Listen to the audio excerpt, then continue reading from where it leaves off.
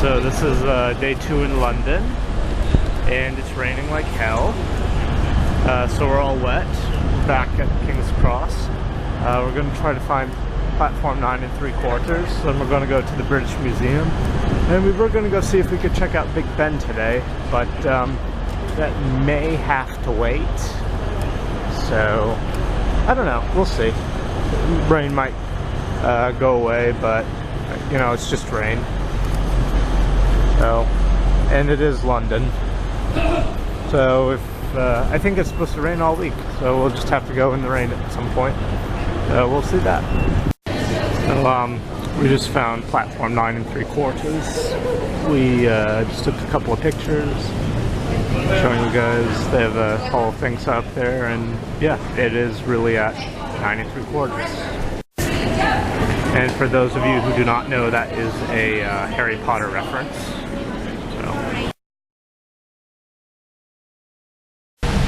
Alright, now, so we're just making our way over to the British Library, then we're going to catch the metro to the British Museum, which is free. Yeah, so just a quick fact about the British Metro, also known as the Tube. It was founded in 1864, if I remember correct. So when America had its Civil War, it was just finishing up, the British Underground was opening. So it's the oldest subway in the world, and it's, from what I see, one of the nicest. I think the only ones that might be nicer are Hong Kong, Taipei was really good. I haven't seen the one in Seoul yet, but I've been told, yeah, in Tokyo. I haven't seen those two yet, but I've heard they're really nice too. But London's up there. It's much better than Paris, yes. And I've never seen the one in New York in person, but I will soon, and from what I have seen of it, it's not too great either. Yeah, so we're just going to head over past this building, St. Pancras, to the British Library. Alright, we're now at the British Library. Hopefully we can film a little bit inside. Yeah, go check it out. Wait, so we're here at the British Library. And no one's told me I haven't recorded, and I haven't seen any signs, so I'm assuming it's okay until we get stopped. But yeah, there's a ton of books. Guy Fawkes masks are being sold downstairs, and something interesting, I think it's on the £2 coins they have written on the side, remember the 5th of November, which from the poem by Guy Fawkes. So, I just thought that was interesting. Wow. That's a nice collection. How are you supposed to read those, though? So this library was dedicated by Queen Elizabeth II in 1998. It's really quite big. I mean, not the biggest I've been to. The biggest I've been to is either the Parisian Library or Hong Kong. I think the Parisian Library is bigger. Actually, yeah, it is. The Parisian Library is much bigger. I thought you said Boston has one of Boston has a big library too, but the biggest one I've personally been to is either Paris or Hong Kong, but I'm pretty sure it's Paris. The biggest one in the world is in Washington, D.C., though, in the Library of Congress, apparently. So I've been told. But, yeah. So now I guess we're going to go check out the British Museum after we look around a little bit more. Alright, so we just cut off at Russell Square. There's two ways out. Wait in line for an elevator or walk up 175 stairs, 15 flights. And we chose the stairs this way. I know. We chose the stairs. And here we are. Probably a little out of breath.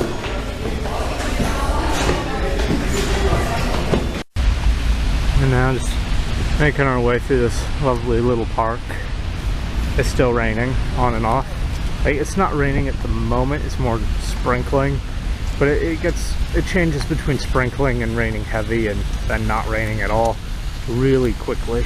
So it's supposed to be like that the entire time we're here, from what the news reports say. Yeah, we're almost at the British Museum. Alright, so we're coming up to the British Museum now. We just took some photos with these phone booths. Yeah, so we're gonna go inside. It should be free, which is good. Lovely building. This very much reminds me of kind of the outer boroughs of New York City and Boston. Like I said, London is basically a mix between Hong Kong and Boston. At least that's the way I see it. Okay, so back on the grounds again. Very nice neoclassic architecture, big British flag. All the French flags we saw in Paris were pretty small. The grounds are pretty big. Lots of nice architecture, posted guards. Adele was just taking pictures for people. Yes, I'm in a puddle, yes. The ground is wet, it's raining. I am. I'm taking photos. Like people come, I was like, can you take a photo of me? Yes, so Another person comes. yeah, so that has delayed our entry into the museum. Yeah, so Adele has been taking photos for people. Ooh, there's a Viking display. Oh yeah, we looked that up online. We have to pay to see the Vikings, but we can go in and see the other stuff. Which is too bad because, yeah, unless we're members. I love Viking history and artifacts, but oh well. Let's go inside. Okay, so we're inside. This room, very big, very nice looking, but all the stuff is basically gone except for a few things because they're being transported or something. I think I got some water on the lens, so I'll clean that off in a second. And yeah, I'm gonna go see if we can find some more. Oh, here we go. Better exhibits. Very nice in here. So this room that we're in now is the Enlightenment room, the bust of Hercules. Heracles, actually in the Greek name. Hercules is the Romanization of Heracles. Yeah. So the Enlightenment,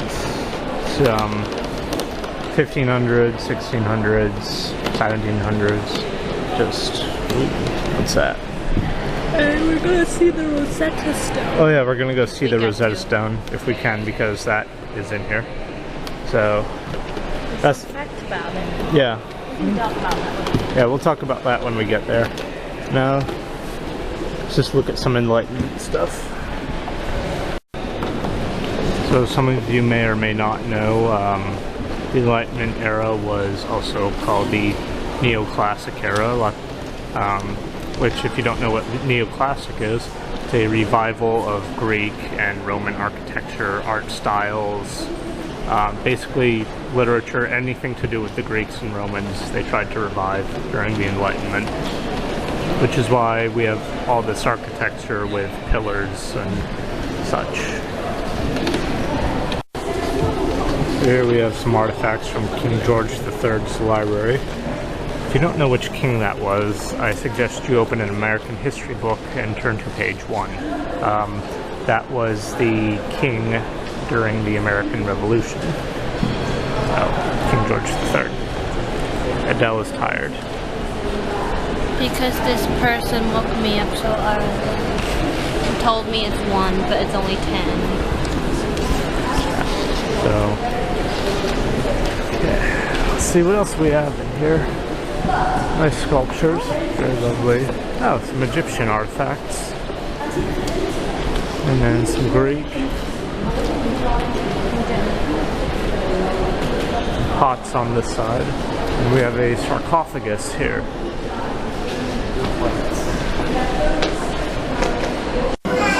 Here we have the ancient Near East section. Sudan, Egypt, the Middle East. Some Egyptian hieroglyphs here. What else?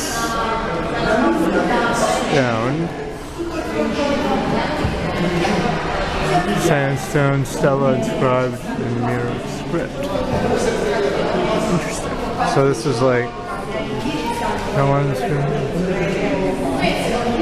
So this is post hieroglyph writing sort of around Egypt.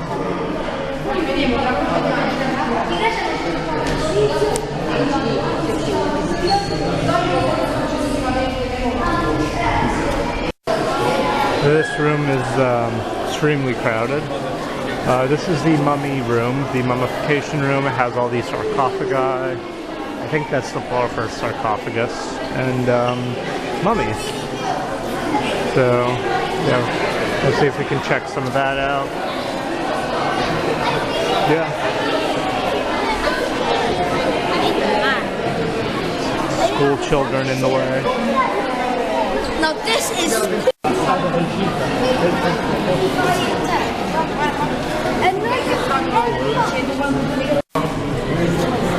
The mummy of an unidentified woman, as the card reads, right here.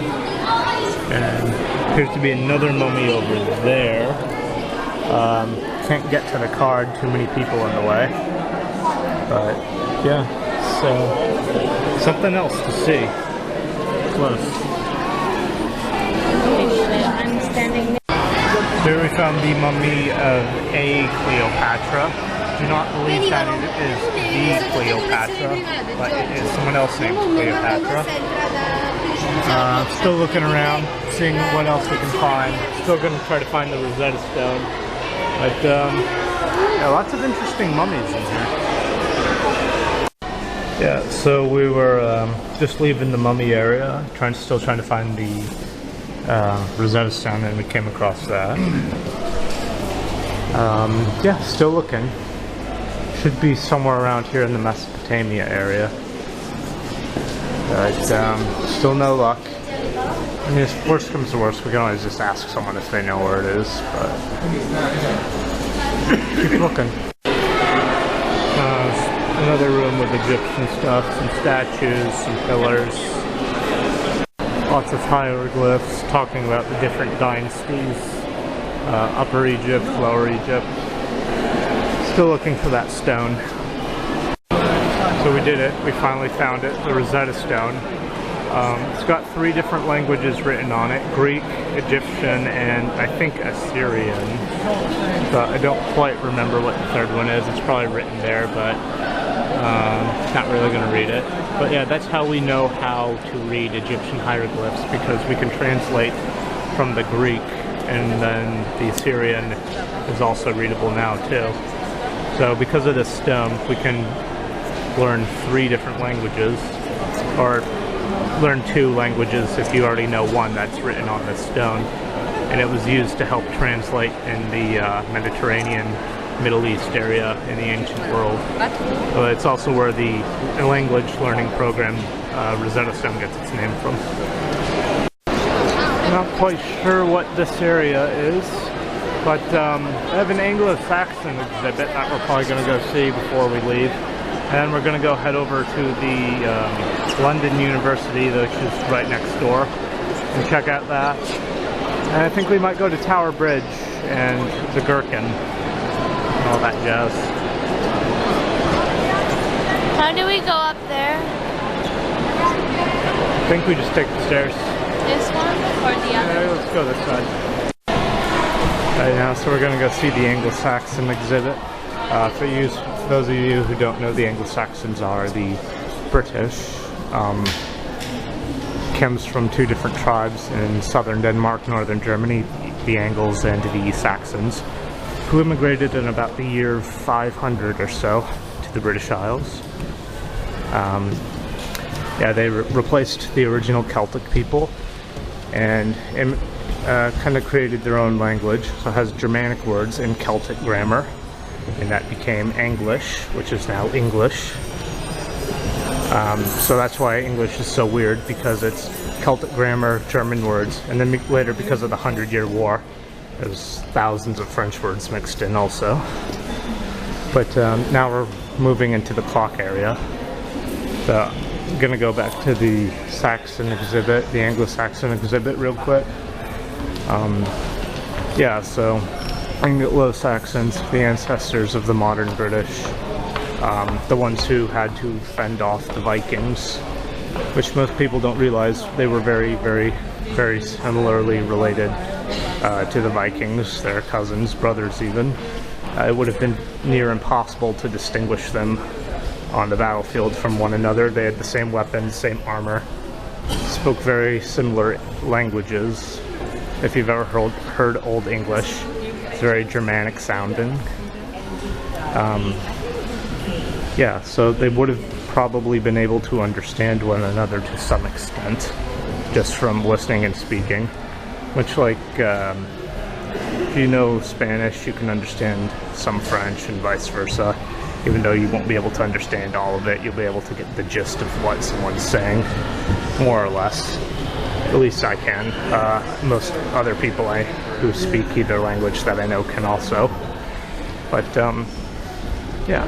So, this is the Anglo-Saxon exhibit. And now we're going to just go check out the University of London next door, take a quick break, and then maybe go down to Tower Bridge and the Gherkin and the City of London. And I'll explain more why I say the City of London later, even though we're in London. Okay. Now we are at the main exhibit for the Anglo-Saxons.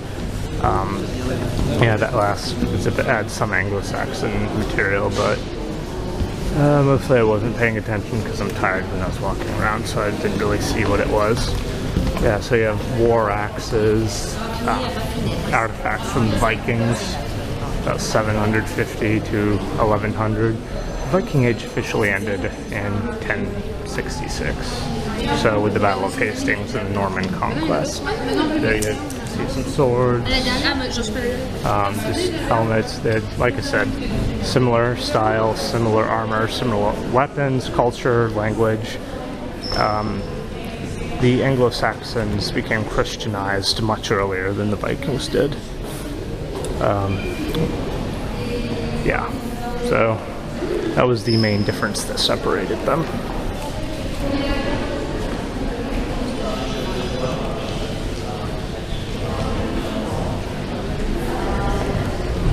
Not sure what else to say about them at the moment, but they settled in southern England in areas now called Sussex, Wessex, and all that, which is short for West Saxon, South Saxon, Wessex, and all that. So, yeah, you can see where that would come from then.